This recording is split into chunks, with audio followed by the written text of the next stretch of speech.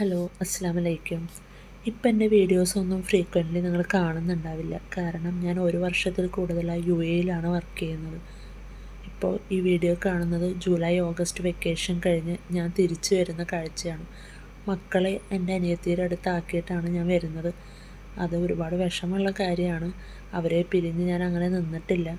പക്ഷെ എന്ത് ചെയ്യാനൊക്കും, സാഹചര്യങ്ങൾ കാരണം അങ്ങനെ ചെയ്യേണ്ടി വന്നു. അങ്ങനെ ഒരുപാട് വിഷമിച്ച് ഫ്ലൈറ്റ് ബോർഡ് ചെയ്യാനായിട്ട് ഇരിക്കുമ്പോഴാണ് ആ ക്യാപ്ഷൻ ഞാൻ കണ്ടത്.